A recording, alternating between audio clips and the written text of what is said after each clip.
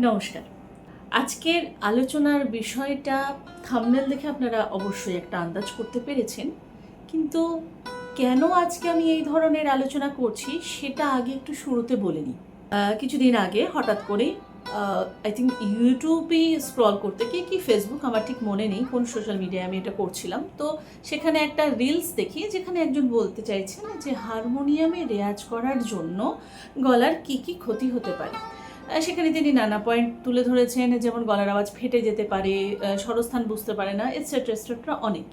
তার কিছুদিন পরে আমি দেখি যে সেই ভিডিওটির রেফারেন্সে আরও একজন বলছেন যে এই যে ধারণা যে হারমোনিয়ামে রেয়াজ করলে পরে গলার এই ক্ষতি হয়, এটা সম্পূর্ণ ভ্রান্ত ধারণা, ভুল ধারণা, এরকম কোনো ব্যাপার নয়। এবং তিনি রেফারেন্স হিসেবে মৈথিলী ঠাকুরের কথা বলেছেন, যিনি হারমোনিয়ামে পারফরমেন্স দেন, এবং তার রেফারেন্সে উনি বলেছেন যে এই সমস্ত, এবং আরও অনেক শিল্পী রেফারেন্স উনি দিয়েছেন যে এক্ষেত্রে তাদের কোনো কিছুই হচ্ছে না এবং তারা যে বেসুরো গাইছেন সেরকমও কিছু বিষয় নয়। তো সুতরাং এই ধারণাটা সম্পূর্ণ ভুল।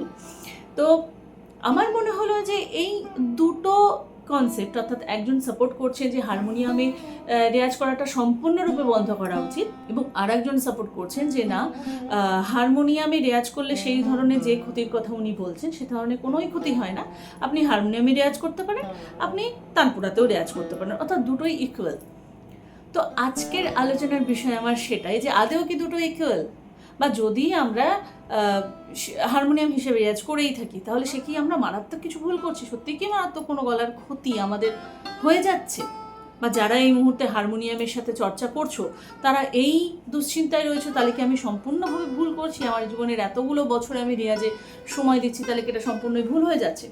তো সেক্ষেত্রে আমরা কিভাবে নিজেদেরকে বিচার করব, কোনটা ঠিক কোনটা ভুল, সেটা আজকে আলোচনা করব। এবং সমস্ত আলোচনায় কিন্তু আমি তোমাদের যুক্তি দিয়েই বোঝাবো, যাতে তোমরা বুঝতে পারো যে কোনটা, অর্থাৎ কোন ইনস্ট্রুমেন্টটা তোমাদের জন্য এখন ঠিক। তাহলে চলো দেরি না করে শুরু করি আজকের আলোচনা।